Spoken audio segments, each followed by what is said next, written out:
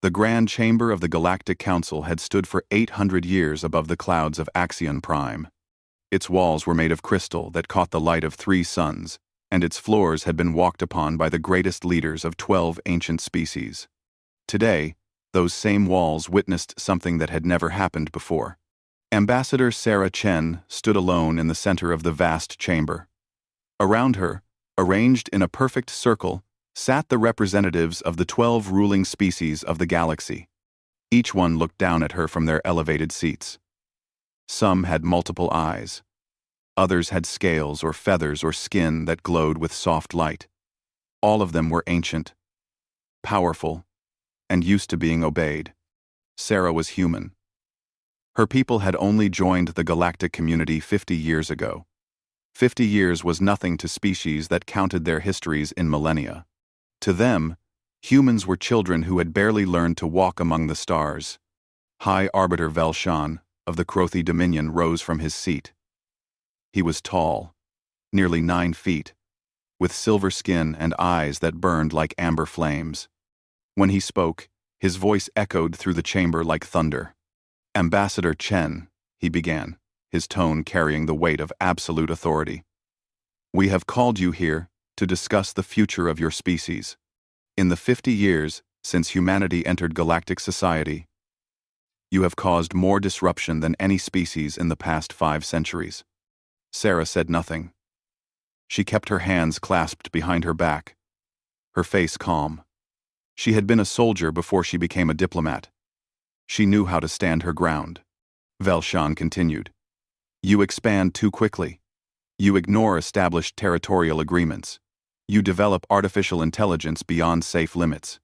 You refuse to submit your genetic data to our registry. You question our laws. You spread ideas of independence to species that have lived peacefully under council guidance for generations." Another council member spoke up. This one was Shesistar of the Vex Concordat, a being that looked like a floating collection of tentacles surrounded by a shimmer of energy. Her voice was like wind through hollow tubes. "Your very nature is chaos, human. You come from a death world. Your planet killed 99% of all species that ever lived on it. It made you violent, stubborn, and impossible to control. You are a danger to the order we have built." Sarah allowed herself a small smile. "My planet made us survivors.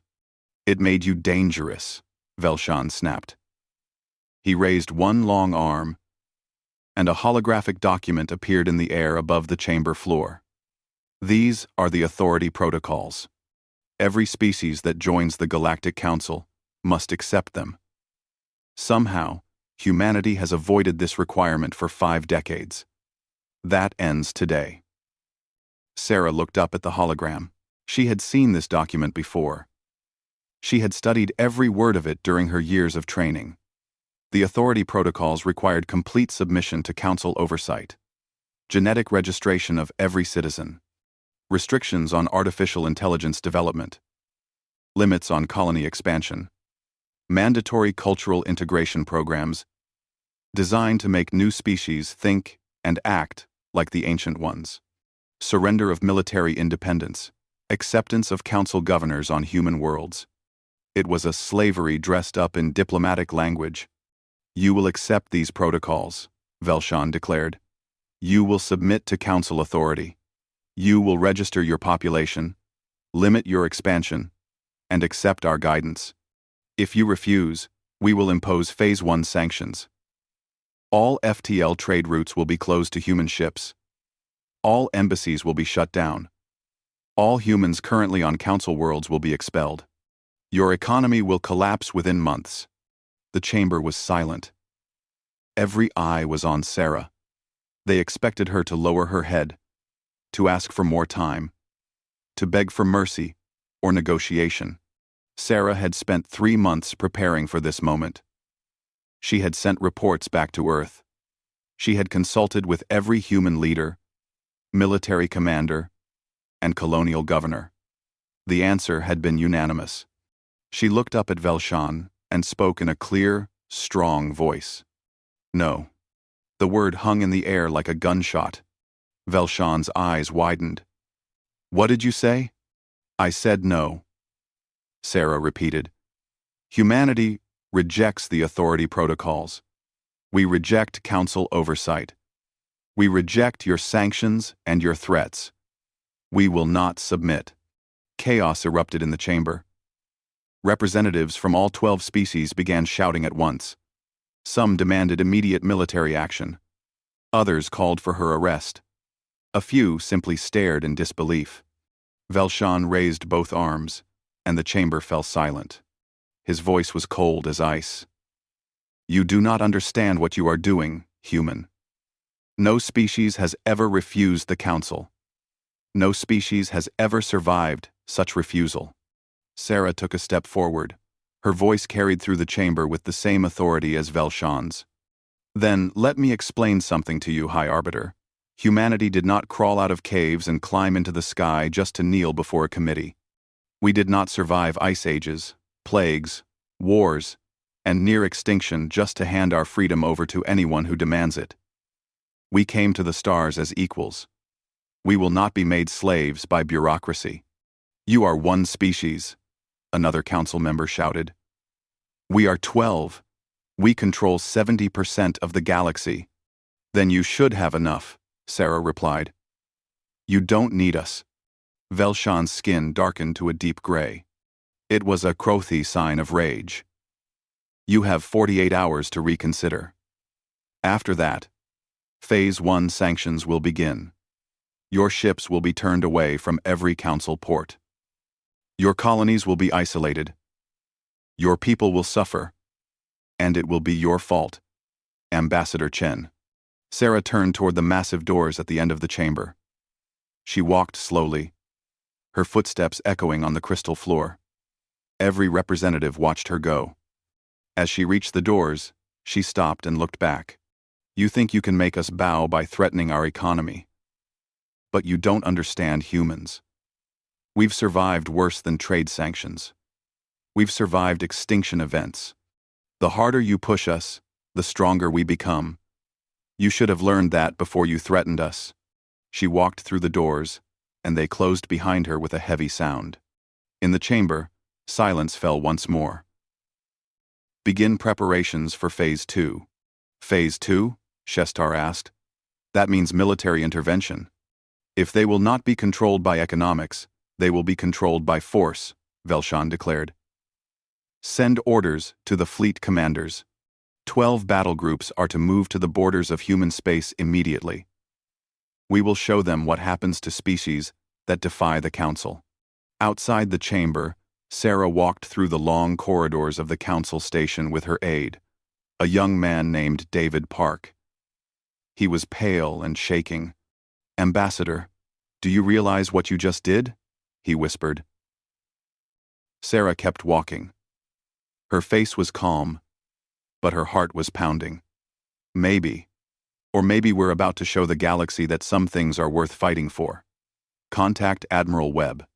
Tell him the council took the bait. Operation Resilience is now active.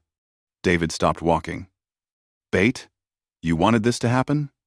Sarah looked at him with tired eyes. We've been preparing for this since the day we joined the council, David. We knew this moment would come. You can't put wolves in a cage and expect them to stay there forever. Now, we find out if we're as strong as we think we are. 17? Far above them, in the military sector of the station, council fleet commanders were already receiving their orders.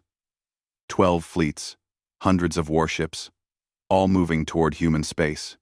The galaxy was about to discover something important.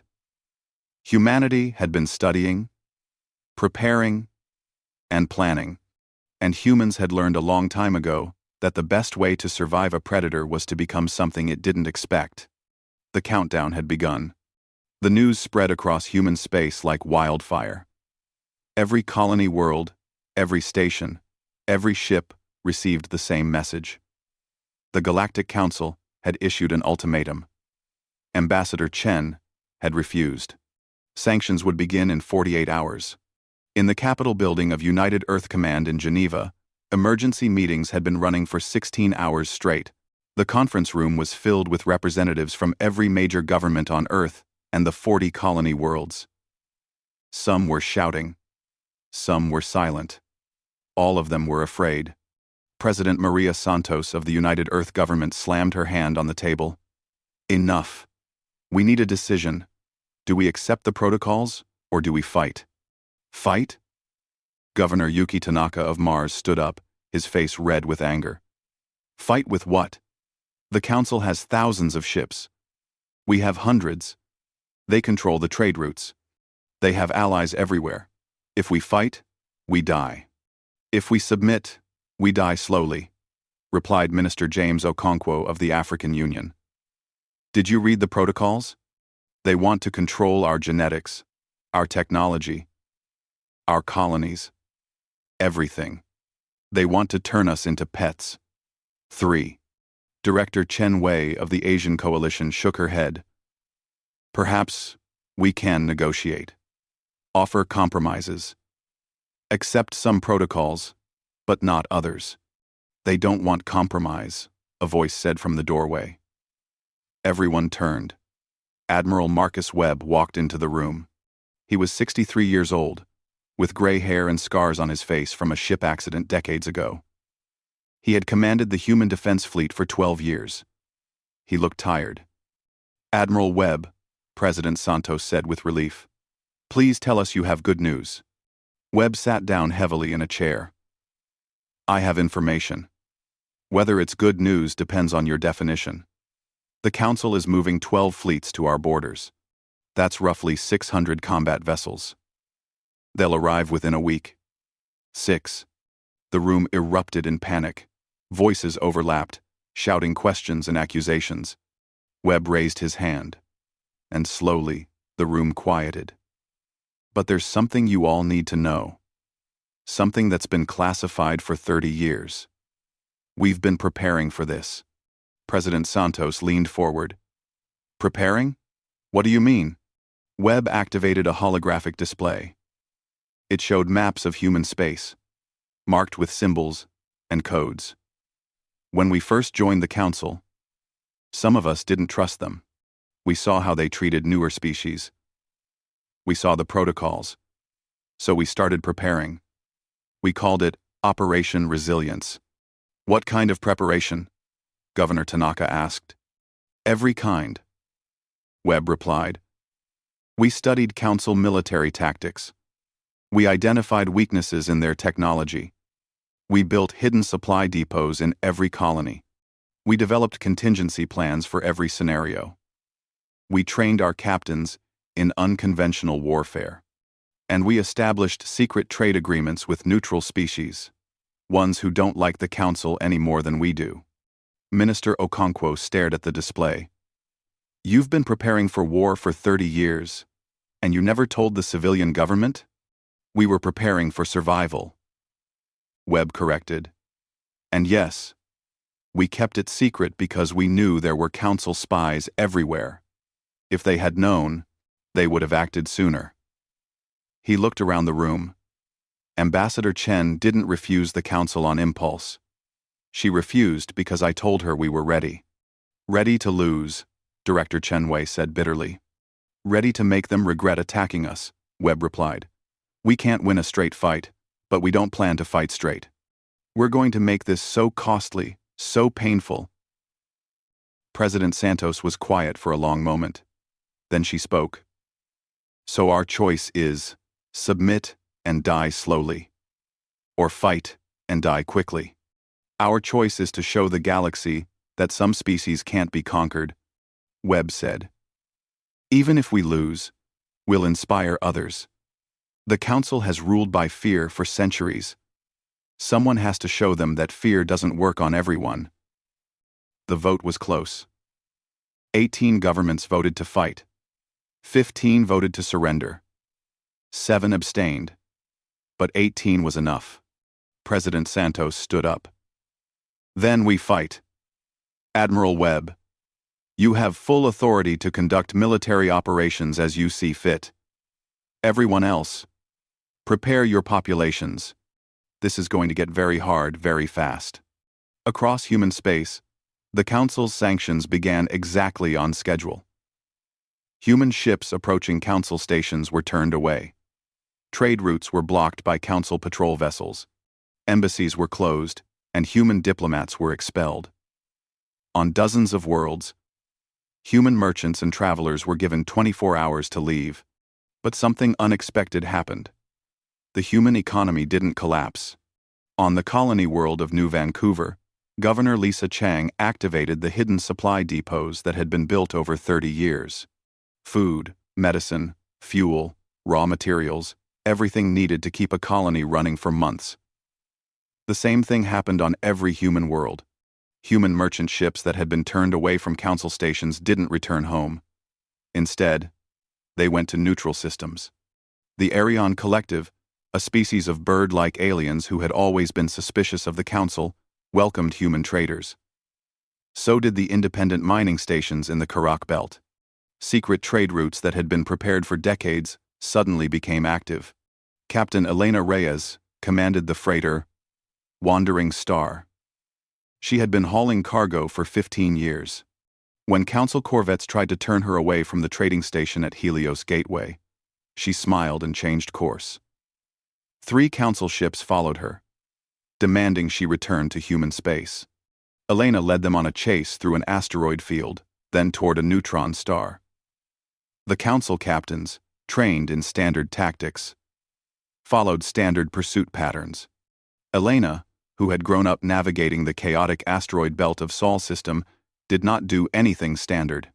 She dove toward the neutron star, using its intense gravity to slingshot around it at an angle the council ships couldn't match. Their navigation computers screamed warnings about radiation and tidal forces. Elena's computer screamed too, but she ignored it. She had done this maneuver 100 times in simulation. 2 of the council corvettes broke off the pursuit. The third tried to follow, and got caught in the gravity well. It survived, but its engines were damaged, and it took them 6 hours to limp back to the station. Elena jumped to FTL and headed for Irion space, where she sold her cargo for twice what she would have gotten at the council station. When she sent her report back to United Earth Command, Admiral Webb smiled for the first time in days.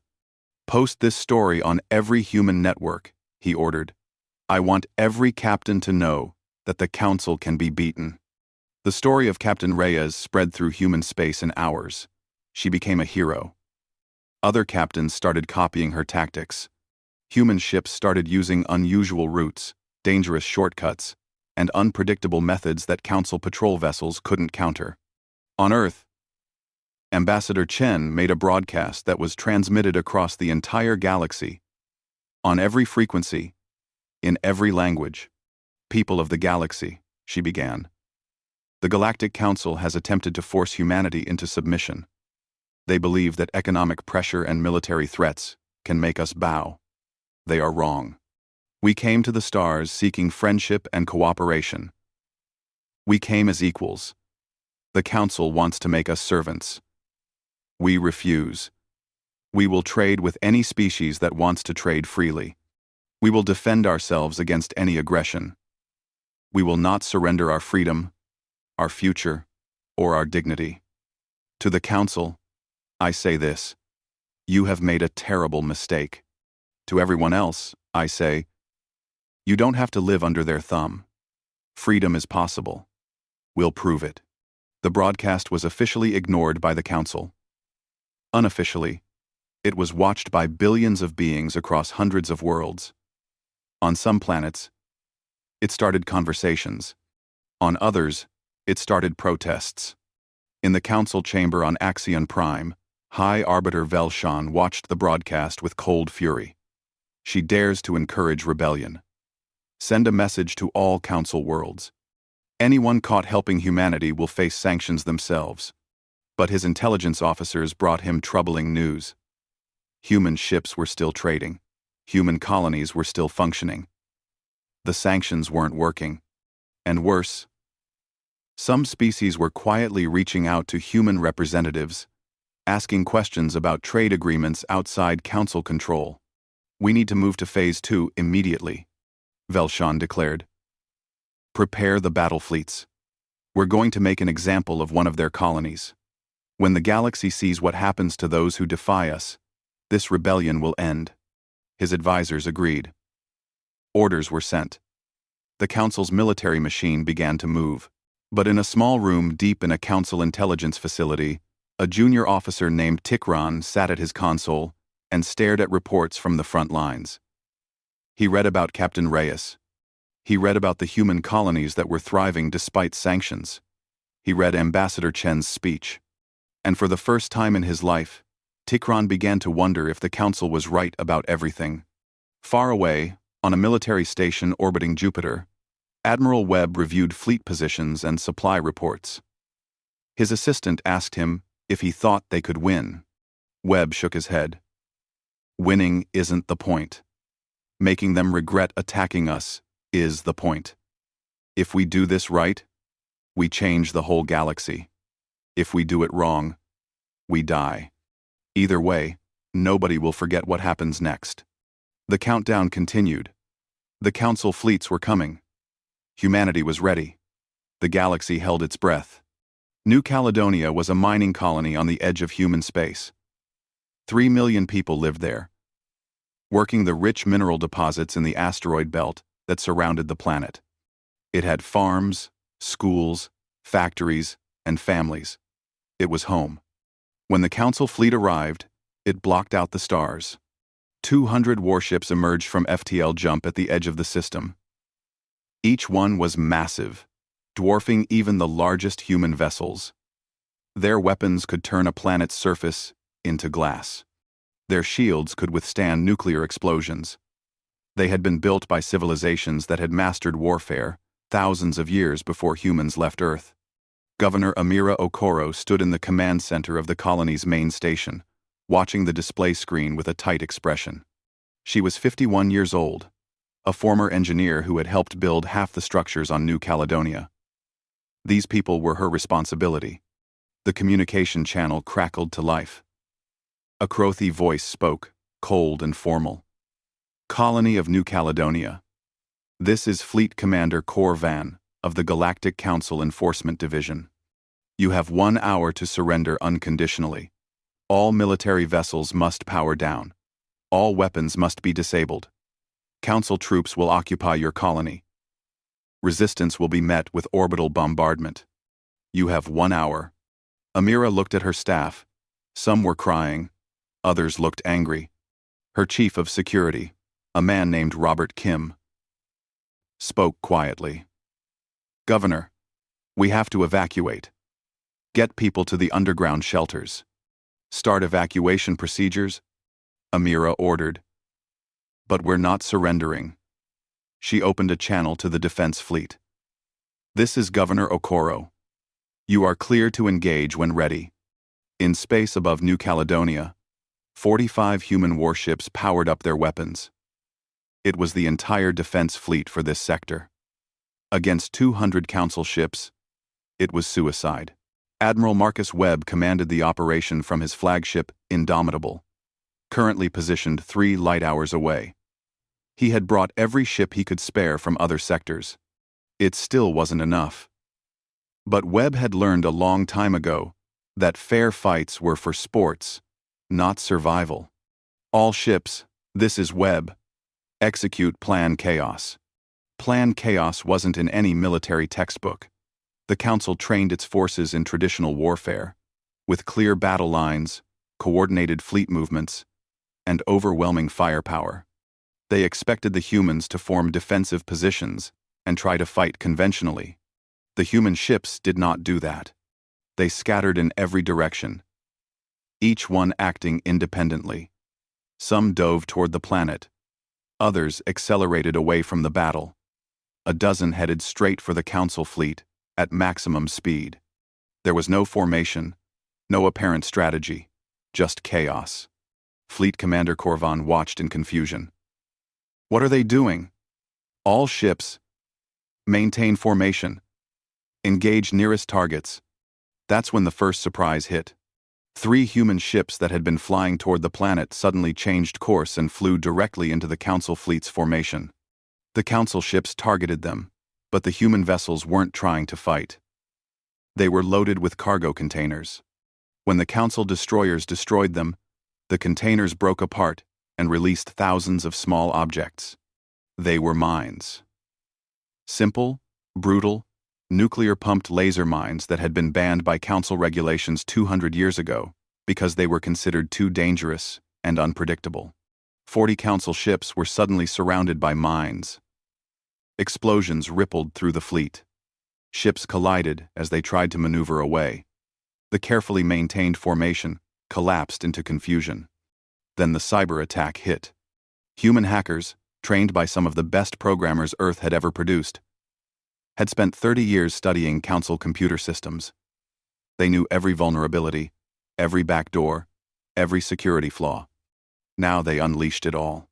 Council fleet coordination systems crashed. Communication channels filled with static and false orders. Navigation computers started giving incorrect readings. Weapon targeting systems locked onto friendly ships.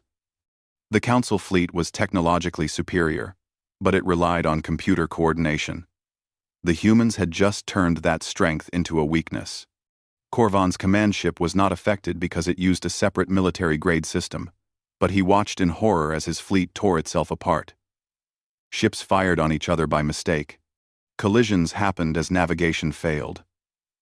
Panic spread through the ranks. "Reset all systems," he ordered. "Switch to manual control. All ships, independent operations." But switching to manual control took time. The human ships didn't give them time. The remaining human vessels attacked in waves, each using different tactics. Some came in fast, fired everything they had, and retreated before the Council ships could respond. Others stayed at long range, using missiles that followed erratic paths to confuse point defense systems. A few ships flew into the middle of Council formations and self-destructed, taking enemy vessels with them. It was warfare that broke every rule. It was ugly, brutal, and effective. Captain Lisa Park commanded the destroyer, Red Dawn. She had lost her brother in a mining accident on New Caledonia 5 years ago.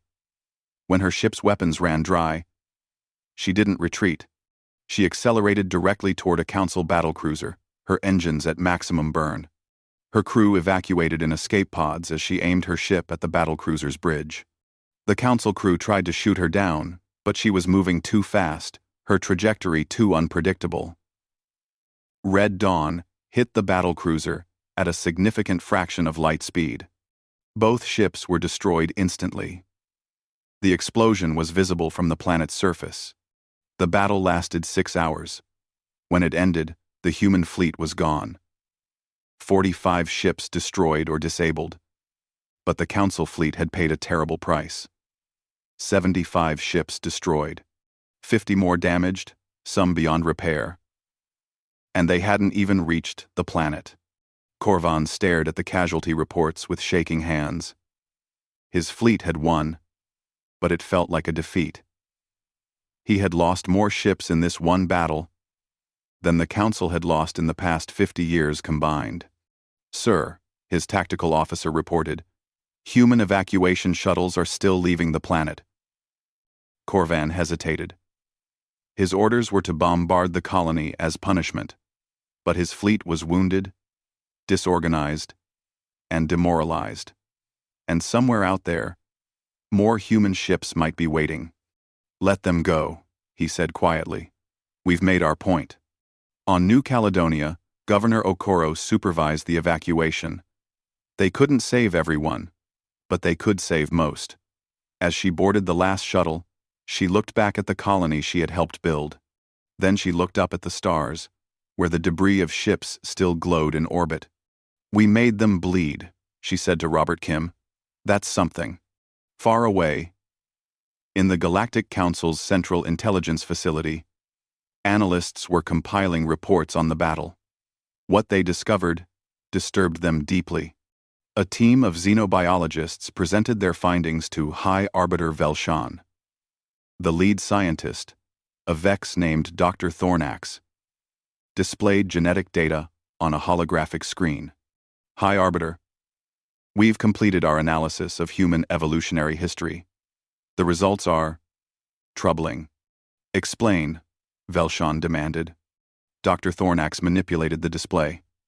Every species in the Council evolved on worlds that were relatively stable. Our evolutionary pressures were moderate. We developed civilization because our planets allowed it. Earth is different. Earth has had 5 major extinction events in its history: ice ages, asteroid impacts, volcanic eruptions, atmospheric changes.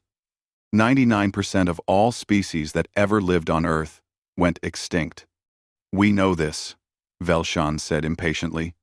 What we didn't understand is what that means, Dr. Thornax continued. Humans are the product of the most hostile, evolutionary environment we've ever studied. Their planet tried to kill them over and over again. Everything about them is designed for survival under extreme pressure. Their psychology, their biology, their social structures, everything. Another scientist spoke up. We searched their genetic code for the submission reflex. Every social species has it. It's the instinct that allows hierarchies to form, that makes individuals accept authority. It prevents constant conflict. And? Velshan asked. Humans don't have it. Or rather, it's so weak as to be almost non-existent. We believe it was bred out of them by extinction events. Any human tribe that submitted to threats died when the next disaster came. Only the stubborn ones survived. Over millions of years, Earth created a species that literally cannot give up. The room was silent. Dr. Thornax concluded. High Arbiter. Humans are psychologically incapable of accepting permanent subjugation. We cannot make them bow because their brains are not built that way. Threatening them only makes them fight harder. It's not culture or politics. It's biology. Velshan stared at the data for a long time. Then he spoke. His voice hard. Then we will have to break them completely. Increase military deployment. I want 500 more ships sent to human space. We will crush them until there's nothing left to fight with. In the back of the room, Junior Officer Tikran listened to the conversation. He thought about the battle reports, about humans flying ships into battle cruisers because they refused to surrender, about a governor who stayed to save her people even when she knew she would probably die. He thought about his own people, who had accepted council rule centuries ago because it was logical and safe. And he wondered which approach was really right. That night, Tikran did something he had never done before. He accessed classified military databases and copied them to a secure drive. Then he sent an encrypted message to a neutral trading station, requesting contact with human representatives. He wasn't sure why he was doing it. He just knew that something about this war felt wrong. The council said they were bringing order. But what Tikran saw looked like bullying. The galaxy was about to get more complicated. And humanity had just proven that they would rather die fighting than live kneeling. The news of the Battle of New Caledonia spread across the galaxy faster than light. The official council statement called it a decisive victory and a warning to all who would defy their authority. But the casualty numbers told a different story. 125 council ships lost or damaged, against a force 1/5 their size. The numbers didn't lie. On dozens of worlds, people watched the recordings that had been transmitted during the battle. They saw human ships fighting with desperate courage. They saw a captain fly her vessel into an enemy battlecruiser rather than retreat. They saw civilians evacuating while their defenders died to buy them time. On the Schlei homeworld, a water-covered planet of floating cities, young Schlei gathered in public spaces to discuss what they had seen. The Schlei were an old species, members of the Council for 400 years. They were generally peaceful, focused on art and philosophy, but they had never forgotten that they had joined the Council after economic pressure left them no choice. Prime Scholar Nesra, leader of the Schlei communes, watched these gatherings with growing concern. She called an emergency meeting of her advisors in the Dome of Clear Thought, a transparent structure that floated on the surface of the endless ocean. The young ones are talking about the humans, her security advisor reported. They're calling them brave. Some are questioning why we allow the Council to dictate our policies. Nesra was silent for a moment, watching the waves through the transparent floor. Perhaps because we are not brave enough to question it ourselves. Prime Scholar, that kind of talk is dangerous, another advisor warned. Is it? Nesra asked. Or is it honest? How many centuries have we paid council fees while our colonies struggle? How many of our ships serve in their fleets? How much of our resources go to support council projects while our own people need them? The meeting ended without resolution. But that night, Nesra sent a carefully encrypted message to two other council species, the Arion Collective and the Talmar Hierarchy. The message was simple. We need to talk. In private. 3 weeks later, on a neutral trading station in unclaimed space, representatives from the three species met with Ambassador Sarah Chen. The meeting was secret, held in a private docking bay that had been swept for listening devices. Prime Scholar Nesra spoke first. Ambassador Chen, what we are about to discuss could be considered treason by the Council. We need your assurance that this meeting will remain confidential. Sarah nodded. You have my word. What did you want to discuss? Arion Commander Takris, a bird-like being with brilliant blue feathers, spoke next. We've watched your species defy the Council. We've seen the Battle of New Caledonia. You lost, but you made them bleed. No species has done that in living memory. We didn't have a choice, Sarah replied. Submit or fight. We chose fight. Many species have faced that choice, Talmar Hierarch Vorn said. His species resembled upright reptiles with crystalline scales. We all chose submission because the alternative was extinction. But you've shown that there is a third option, resistance. Nesra leaned forward. Our species have been unhappy with Council dominance for decades. We pay enormous fees. We follow laws we didn't write. We contribute ships to wars we don't support. But we never dared to resist because we thought we would stand alone. Sarah began to understand. You want to join us? Not exactly, Commander, Takris said. We don't want to fight the Council, but we want alternatives. Freedom to trade without Council oversight. Freedom to make our own laws. Freedom to say no. Sarah thought carefully. This was an opportunity she hadn't expected. What if we proposed a free commerce treaty? Species could trade directly with each other, without going through Council channels. No allegiance required. Just free, open trade. The three representatives looked at each other. Hierarch Vorn spoke slowly. That would be revolutionary. The Council's power is based on controlling trade routes and resources. If species could trade freely, 5.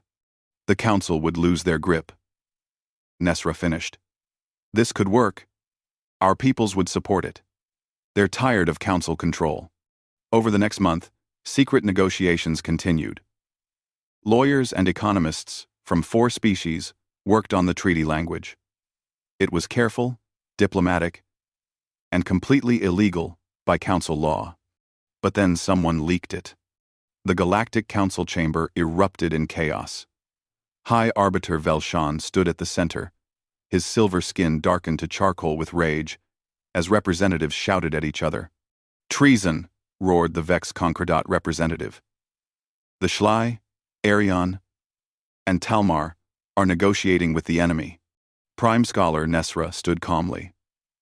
We are negotiating with fellow sapient beings. That is not treason. That is commerce. You are undermining Council authority, Velshan shouted.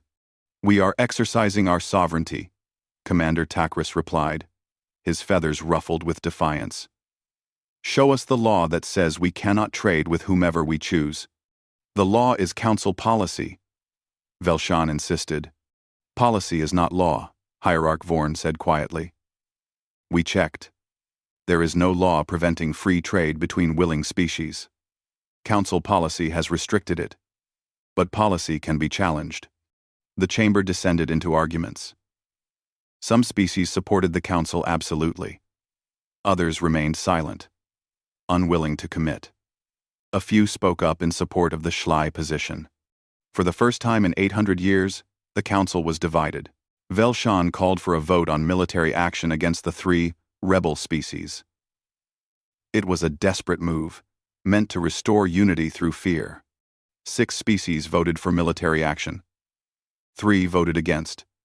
3 abstained. The council, which had always acted with unanimous authority, was fractured. Then the second blow fell. A human hacktivist group released documents they had obtained from council databases. The documents showed years of corruption and manipulation, evidence that the authority protocols were designed specifically to extract resources from newer species, proof that council leadership had been enriching themselves while claiming to serve the greater good. Records of threats made against species who questioned council decisions. The documents spread across the galactic network in hours. They couldn't be deleted fast enough. Every species saw them. Many had suspected something like this existed. Now, they had proof. Protests erupted on multiple council worlds. On the Krothi homeworld, thousands gathered outside government buildings demanding answers. On 3 other planets, younger generations called for their leaders to leave the council entirely. In the council intelligence facility, Junior Officer Tikran watched the chaos unfold. He had been the one who provided the documents to the humans. He had expected to feel guilty. Instead, he felt relieved. His supervisor discovered what he had done.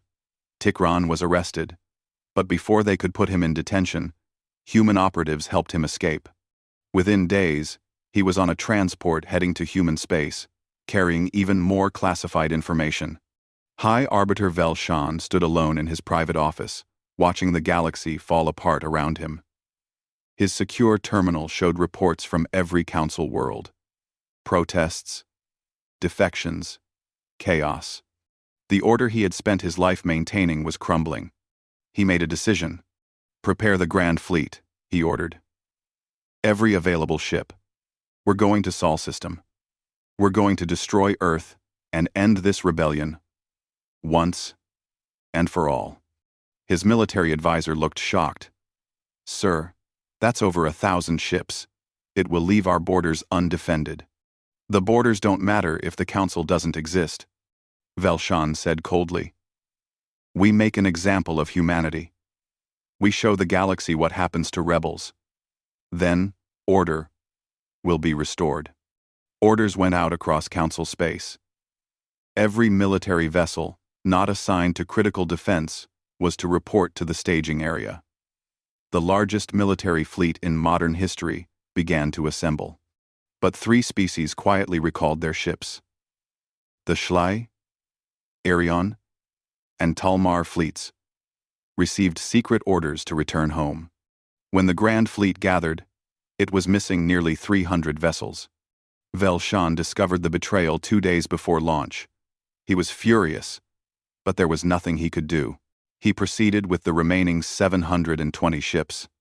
On Earth, Admiral Webb received intelligence about the incoming fleet. His staff was terrified. 700 ships, all heading for humanity's homeworld. Webb looked at the numbers and made his own calculations. The entire human military had maybe 300 ships, and many were damaged from previous battles.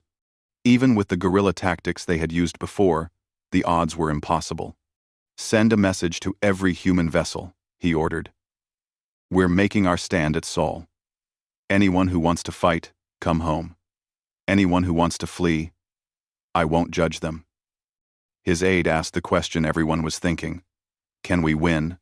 Webb looked out at Earth, spinning peacefully below. "No. But we can make sure they never forget what it cost them, and maybe, just maybe, we'll inspire someone else to stand up next time." Across human space, ship captains received the message. Some began calculating jump routes away from council space, seeking refuge in unknown regions. But most turned their ships toward home. On the neutral trading stations where humans and aliens mingled, something unexpected began to happen. Individual aliens, moved by humanity's defiance, started volunteering to help. A Schley merchant donated his cargo ship. An Arion pilot offered to teach human captains better evasion techniques. A Talmar engineer shared designs for improved shield systems. It wasn't much, but it was something. Ambassador Sarah Chen recorded one final message, to be broadcast across all channels when the battle began. She sat in a simple room, wearing her formal diplomatic uniform, and spoke with calm certainty. To everyone watching this, human and alien alike. In a few days, the Galactic Council will attack Earth. They will try to destroy us, because we refuse to surrender our freedom. They may succeed. But even if humanity falls, we want you to know something. Freedom is worth dying for. Dignity is worth fighting for. No one has the right to make you bow. And if we can stand against impossible odds, so can you. Don't give up. Don't give in. Be brave. The galaxy is big enough for all of us to be free. The message was loaded and ready to broadcast. The fleets were moving. The galaxy watched and waited. The final battle was coming. The Council's Grand Fleet emerged from FTL at the edge of the Sol system like a swarm of metal stars. 720 warships, representing the full military might of galactic civilization. They carried enough firepower to turn planets into rubble and enough troops to occupy continents. They had never been defeated. They did not expect to be defeated now. High Arbiter Velshan stood on the bridge of his flagship, Eternal Order, the largest warship ever constructed. Around him, tactical displays showed the entire system. The third planet, Earth, glowed blue and green in the center. It was a beautiful world. Soon, it would be a lesson. Send the final demand, Velshan ordered. The message was broadcast on all frequencies. Humans of Sol System. This is High Arbiter, Velshan, of the Galactic Council. You have brought this upon yourselves through defiance and rebellion. Surrender immediately. Power down all military vessels. Evacuate Earth's government centers. Accept Council occupation. You have 1 hour. If you refuse, we will commence orbital bombardment. Earth will burn. This is your last chance. On Earth, in the command center beneath Geneva, Admiral Marcus Webb listened to the ultimatum with tired eyes. Around him, his staff waited for orders. Everyone knew what was about to happen. They had known for weeks, but hearing it stated so clearly still hit hard. Send the reply we prepared, Webb said quietly. The response was brief and came from President Maria Santos herself. She spoke from the steps of the United Earth building, with thousands of humans gathered behind her. High Arbiter Velshan, we hear your demand. Our answer is the same as it has always been. No, we will not surrender our freedom. We will not bow. If you want Earth, you'll have to take it from us. And we promise you this, we will make you pay for every inch. Webb activated the fleet-wide channel. All ships, this is Admiral Webb. Execute defensive pattern Delta. Make every shot count. For Earth. For humanity. For freedom. In orbit around Earth, 312 human warships powered up their weapons. It was every military vessel humanity possessed. Destroyers, frigates, cruisers, even a few civilian ships that had been hastily armed. Against 700 council ships, it was futile. But they took their positions anyway. The council fleet began its advance, moving in perfect formation. They would sweep aside the human defenders, establish orbital control, and begin the bombardment. It was a standard military operation. They had done it before. Then they detected something unexpected. More ships were appearing throughout the system. Ships that weren't human. A fleet of Schley vessels emerged from FTL near Jupiter. 50 ships, marked with the symbols of the Free Commerce Treaty. Prime scholar Nesra opened a channel. Humanity stood alone against tyranny. The Schlei communes will not let them fall alone. More ships appeared, Arion combat wings, Talmar cruisers, and others, individual vessels from a dozen species. Some were merchants who had armed their cargo ships. Others were military officers who had defected from their own fleets. A few were pirates who decided that fighting the council was more important than profit. It wasn't an army. It was barely a fleet. But it was something humanity had never expected. They were not alone. On the council flagship, Velshan stared at the tactical display in disbelief. This is impossible. Those species are council members. Order them to stand down immediately. Sir, they're not responding to our hails, his communication officer reported. They've aligned themselves with the humans. Velshan's skin turned almost black with rage. Then they are traitors. All ships, engage all targets, destroy them all. The Battle of Saul began with a wave of missiles that lit up space like a second sun. The Council fleet fired thousands of weapons. A coordinated strike meant to overwhelm the defenders immediately. But the defenders didn't try to block every missile. They couldn't. Instead, human ships scattered again, using the chaos tactics that had worked at New Caledonia. Some dove toward Earth, using the planet's gravity well for cover. Others accelerated toward the Council fleet. A few headed for the asteroid belt. The Schlei ships didn't scatter. They formed a defensive wall, their shields interlocked, absorbing missile strikes meant for the human vessels behind them. Schlei shield technology was the best in the galaxy. They had never used it for war before. Now, they were learning. Arion fighters, small and impossibly fast, flew through the Council formation like insects, their weapons targeting sensor arrays and communication systems. They couldn't destroy Council ships, but they could blind them. The battle became chaos. The Council fleet had superior numbers and firepower, but they were trained for traditional warfare. The defenders fought with desperation and creativity. Captain Elena Reyes, the freighter captain who had become famous for outrunning Council ships, commanded a squadron of armed merchant vessels. They flew into the asteroid belt and began launching rocks. Just rocks. Accelerated to high speed with makeshift catapults. The Council's sophisticated targeting systems had trouble tracking simple chunks of stone. Dozens of Council ships took damage from debris, traveling at lethal velocities. On the Council flagship, tactical officers shouted reports.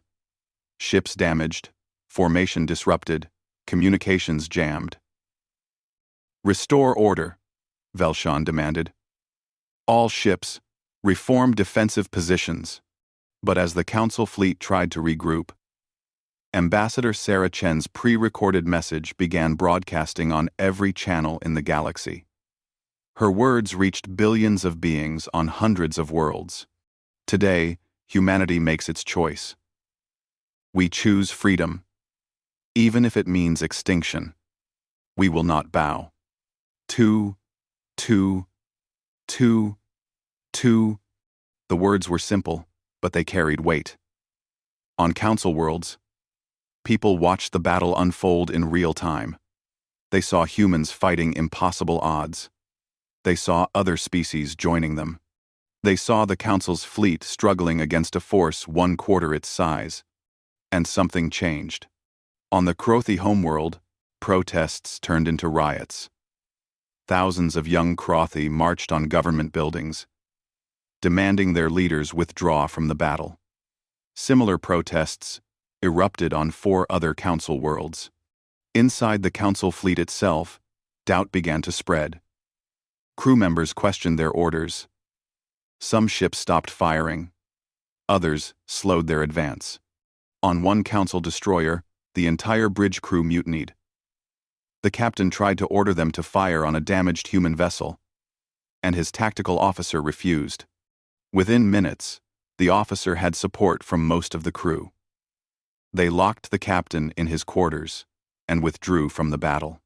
It happened on 3 more ships, then 5, then 10. Velshan watched his fleet falling apart.